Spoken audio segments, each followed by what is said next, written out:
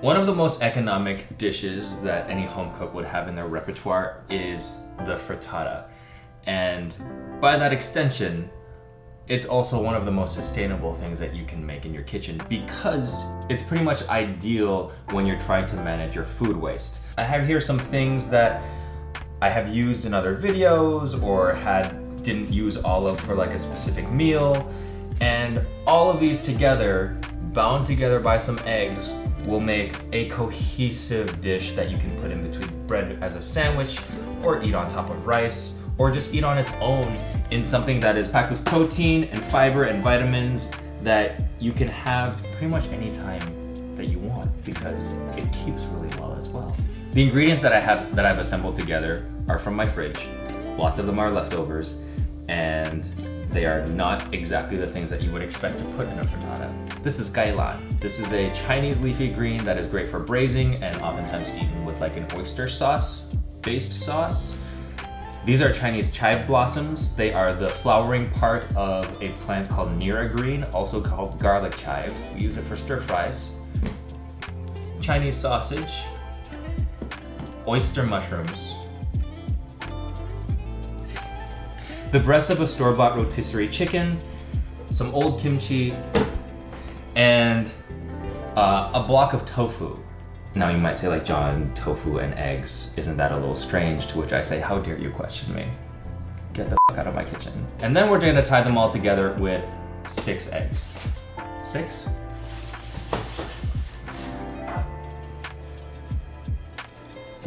That's about 6 eggs. Yeah? No, this is probably 12.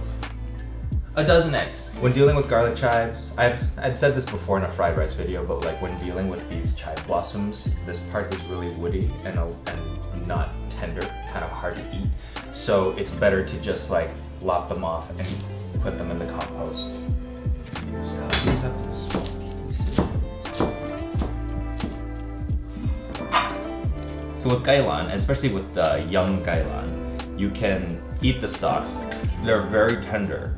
But with any frittata, like with anything, if you're gonna cook it, the leaf is pretty much gonna wilt. So go ahead and just like use the entire thing, chop it up, but just know like this will end up like spinach in the frittata, and these will actually be your source of like crispiness and crunchiness. Oh, that's good.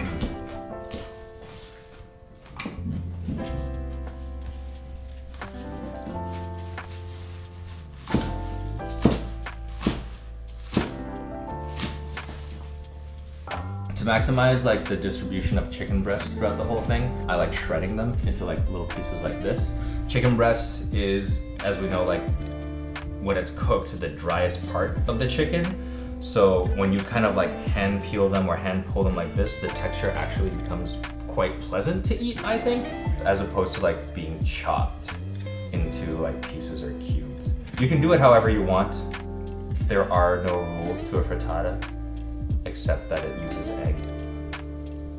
If you ever happen to be dealing with a lot of chicken breasts, you see like this took me like a couple of minutes to do, but if for any reason I was making like a huge one or was working with a lot of chicken, you can actually put chicken like this or cooked chicken in like a stand mixer with like a paddle attachment, and that will actually like shred your chicken in the same way. And that would only be worth it if you're dealing with like 6 or 7 chicken breasts or more. Same with the mushrooms, you can either pick them into individual pieces, pull them apart, or you can chop them. This is really like your preference or how you like if feeling mushrooms on their own makes you weirded out a little bit because of the texture thing, you can chop them up, or you can do the exact same to them like I was doing with the chicken breast. The mushrooms also shred the same way, whether or not they're cooked. Chinese sausage, just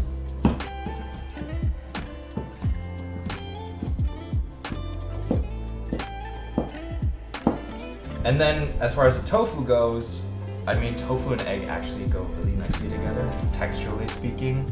But since I'm just using it for the sake of using it, you can just like literally crumble it and then mix that in with the egg as you go. The whole point of all of this is simply just to like waste the least amount of food as possible and to make something that is like cohesive and delicious with all of our scraps. When dealing with kimchi or anything that's got a lot of water in it, just be a little mindful of how that will affect the rest of your frittata. I would probably squeeze this out, or maybe even like if you had the time, stir fry it a little in like a non-stick skillet to like evaporate as much water out of it so that it doesn't do too much to the eggs.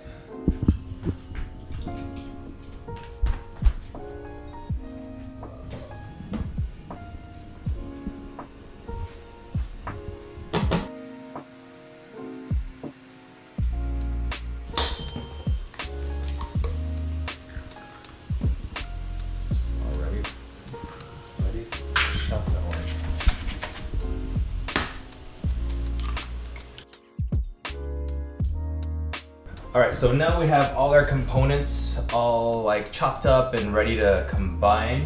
So now we're just gonna beat our eggs and then add everything in.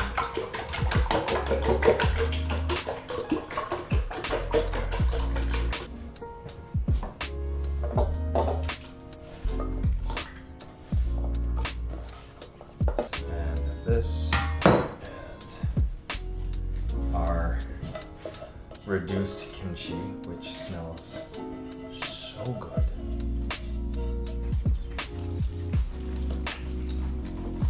Give everything a mix. I am going to season with a little bit of Yondu because this stuff is amazing. Who turned me on to this? H-Woo turned me on to this stuff. Just a little bit of that, a little bit of salt, pepper, black pepper, some white pepper, and coriander.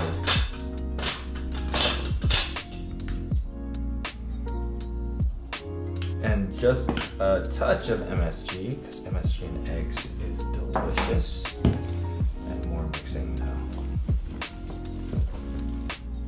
This is gonna be a really loaded frittata. But also just remember that a lot of the vegetables will leach out water into the egg while it cooks. Even though we're trying to limit that, it's still something that just happens.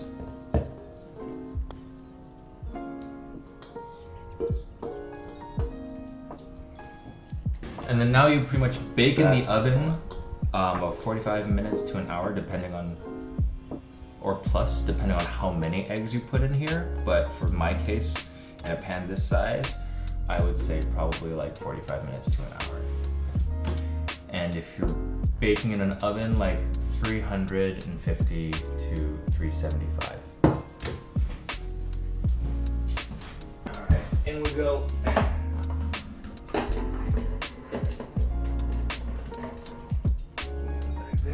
And there. One of the happy surprises out of all of this was that the kimchi actually leached some of that beautiful red color into the egg. So now it's this gorgeous golden color. The top of the leaves have charred beautifully. I can smell like the Chinese sausage and all of the mushrooms and all the stuff that we put in here. Frittatas always look amazing coming straight out of the oven, but then they deflate. So that is just gonna happen. Yeah. There we go. That turned out really nice. There's that. You can see, like, I see the chicken, I see mushrooms, see all the stuff that is in here. And it actually, like, because it's just so full of stuff, it's not going to deflate because it's just held up by like all this stuff that I put in there.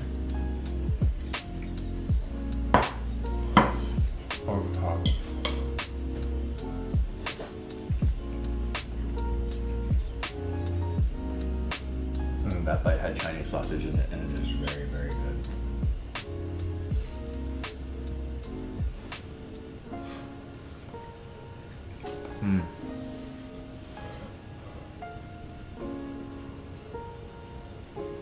Fantastic. And it's just stuff that we like had lying around and left over from like other things that we made. So yeah, there you have it. One of the most sustainable things that you can make in your kitchen, the frittata.